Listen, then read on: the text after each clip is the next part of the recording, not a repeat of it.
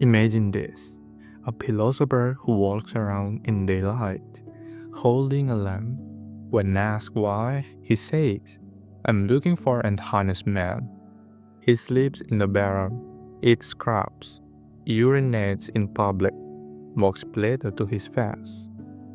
And when the most powerful man in the world, Alexander the Great, offers him anything, he simply says, "Move, you're blocking the sun."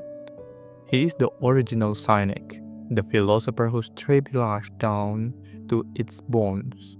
This is the story of Diogenes of Sinope. Diogenes was born in Sinope, a Greek colony on the Black Sea around 412 BCE. His father was a banker, ironic given Diogenes later had her for wealth. Legend says he was exiled for debasing coins, literally or metaphorically, challenging the system fellow. He moved to Athens, the city of Socrates and Plato, but Diogenes didn't admire the elite. He mocked them. He believed that philosophy had become empty talk, disconnected from real life. So, he chose to live by example, not words. Diogenes called himself a dog, and others did too, from the Greek kainikos, which gave birth to Cynicism.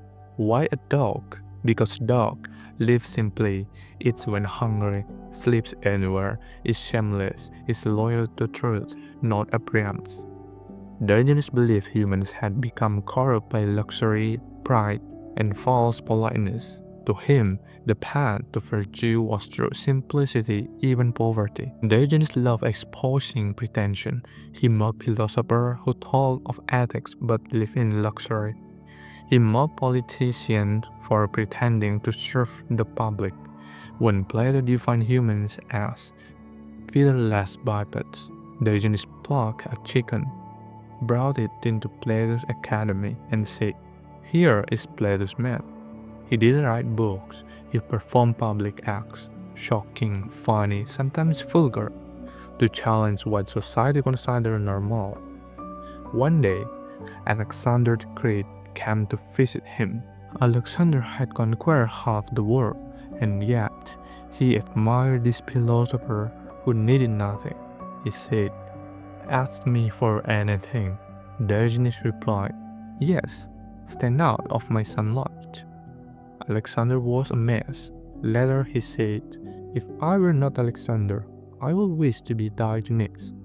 And Diogenes is said to have muttered, "If I were not Diogenes, I'd still wish to be Diogenes." Cynicism was not about being negative. It was about truth, virtue, and freedom.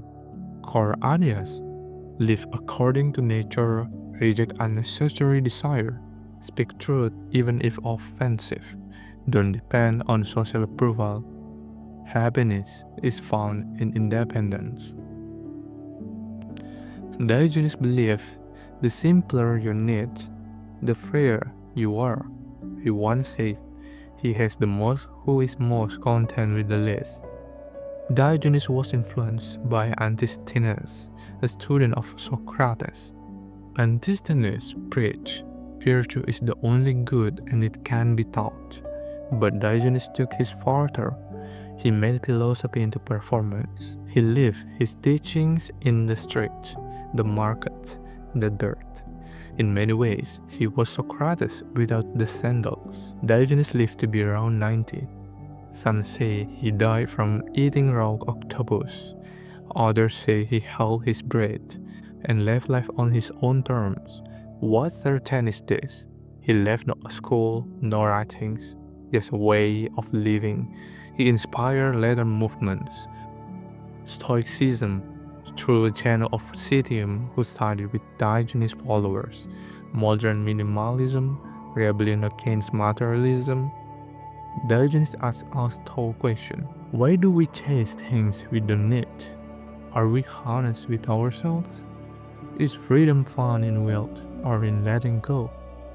He holds up a mirror, not to flatter us, but to expose our illusions. And maybe, just maybe, he was the most free man to ever live.